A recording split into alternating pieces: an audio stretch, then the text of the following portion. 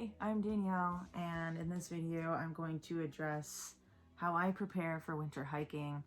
I did a Q&A on my Instagram. If you don't follow me on Instagram, it's Chasing Trail.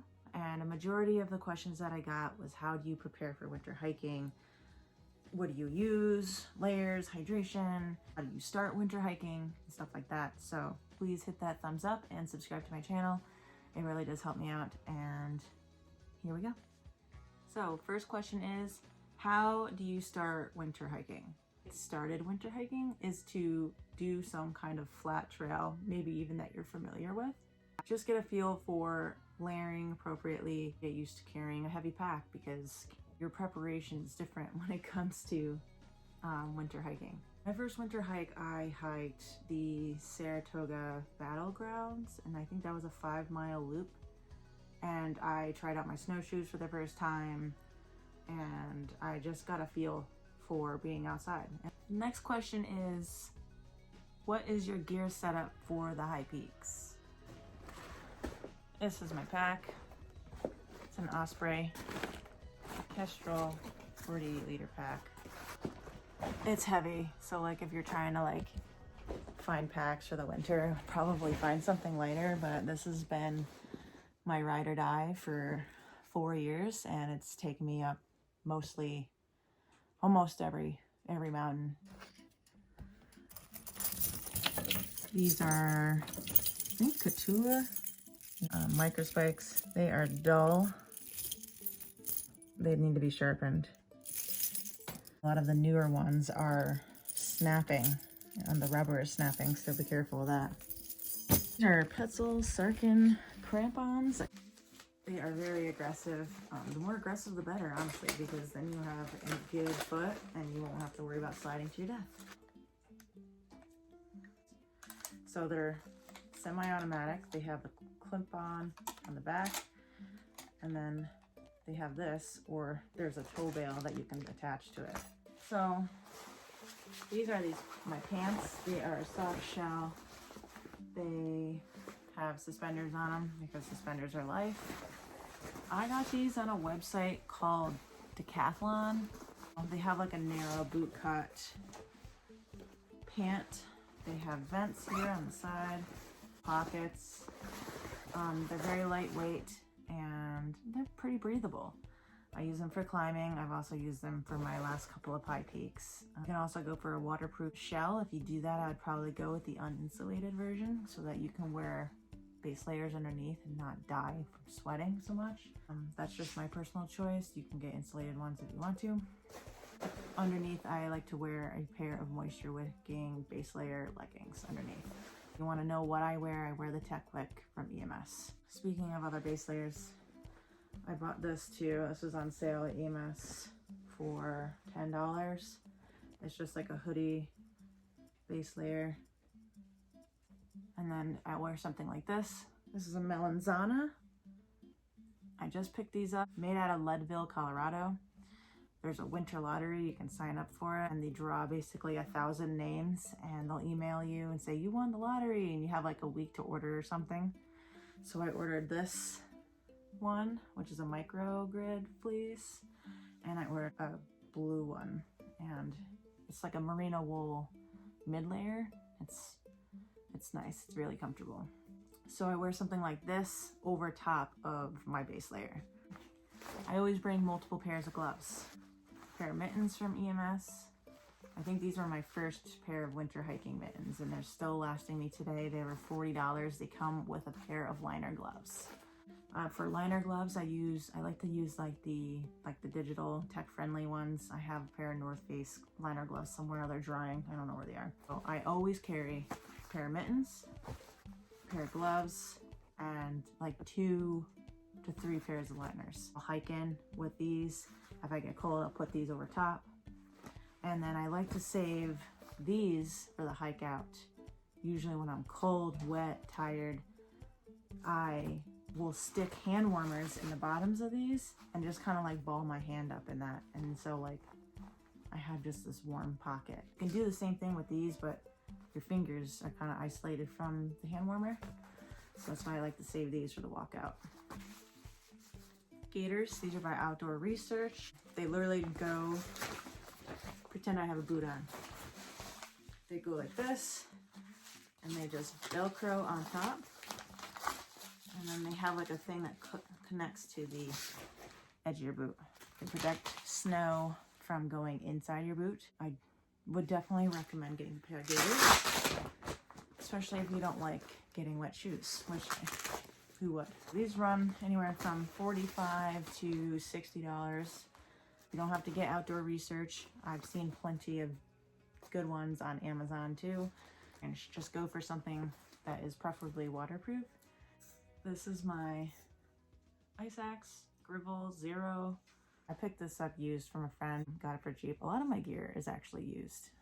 My crampons are new, but I have an old pair. You don't need best brand name gear. You just need stuff that works and stuff that's gonna keep you alive and stuff that's gonna keep you warm. Period. Like, don't let anybody tell you different. Snowshoes. These are an MSR. I think they're the Evos. They are Evos.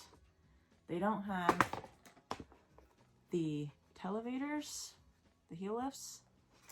Heel lifts are good for when you're doing steep incline. Like your foot, your calves are going to be burning if you're going on anything like this of an incline. Okay, so you want your foot to be, your heel to be here on something versus all the way back down and trying to hike up like this. Very painful and exhausting.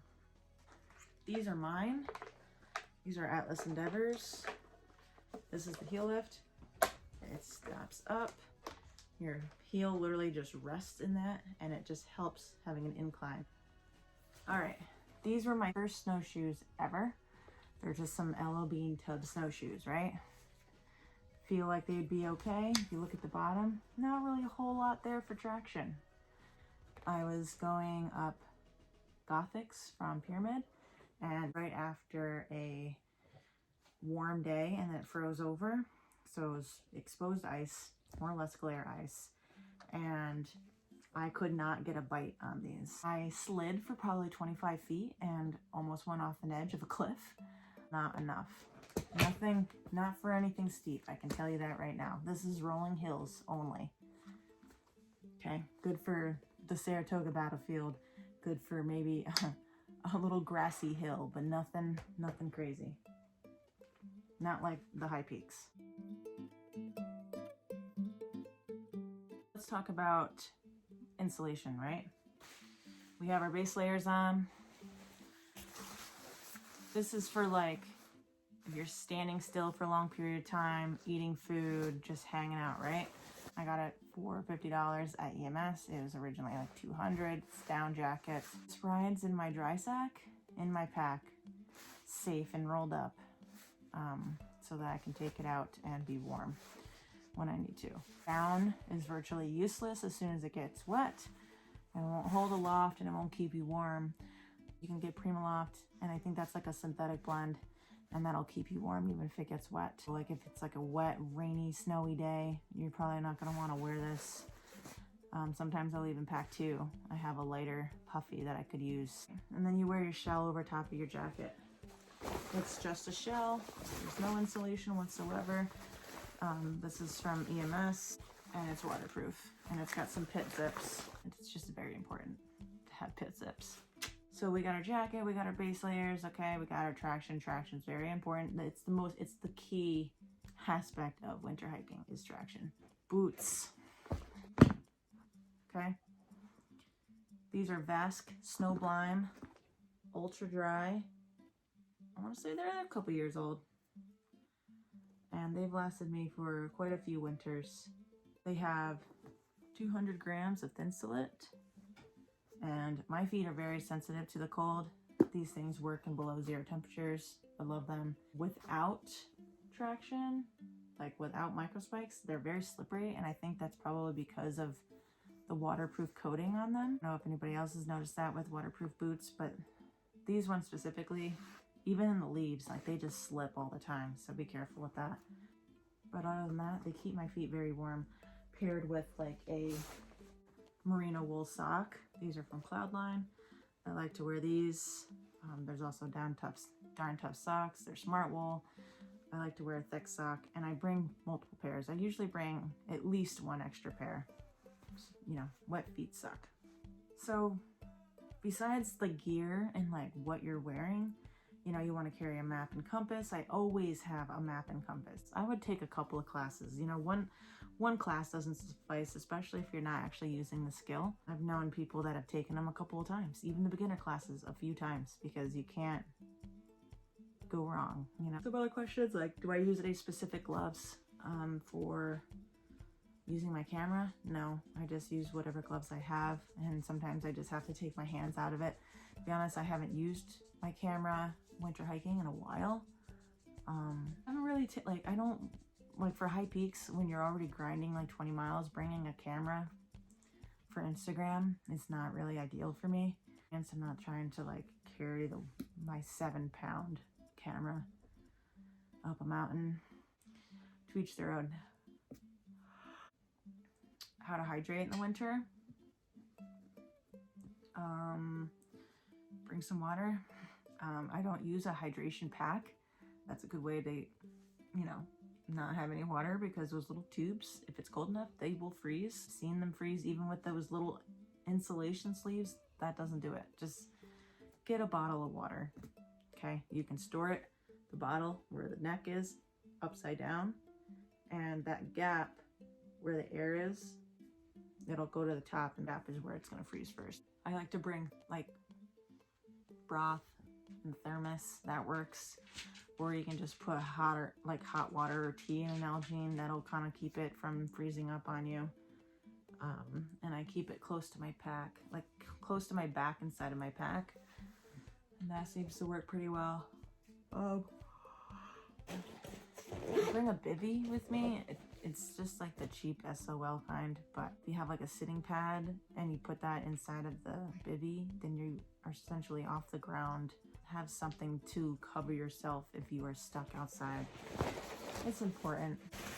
Up until recently, I've heard that people like pick on other people for having a sit pad.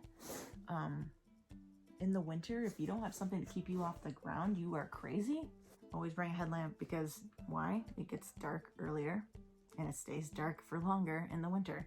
I have a Petzl-Tika. I've had it for a few years. I don't know where it is right now, but it's somewhere. I'll find it later.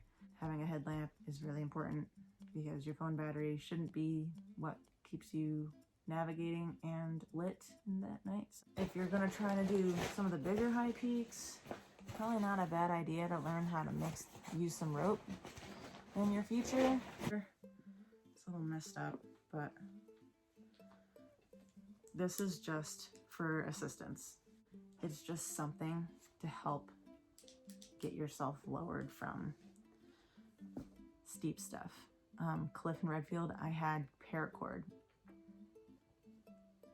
I mean, probably wasn't the best choice, but it was better than going down without it, I can tell you that. Rope, I think it's a good idea to have something and to know how to use it, especially a figure eight knot. If you want to know how to do a figure eight, I'll show you. So, twist, twist, pull, and that's it. For snacks, I like to bring things that don't freeze, such as salami and cheese, nuts, peanut butter sandwich, stuff like that. High calories, high density nutrition, okay? So you can bring broths, soups, anything like that. Those are great. Anything that's going to keep that body core temperature warm, avoid any hypothermia, keep your layers dry. You should bring extra layers too, like extra base layers. I bring an extra set of that black shirt that I was telling you about, and an extra pair of pants, and I roll that all up and stick it in my pack. Hope that kind of answers like how to get into winter hiking, how to prepare for it. You know, it's dangerous. Take it seriously. But otherwise, subscribe to my channel if you want to see more, and I'll see you in the next one.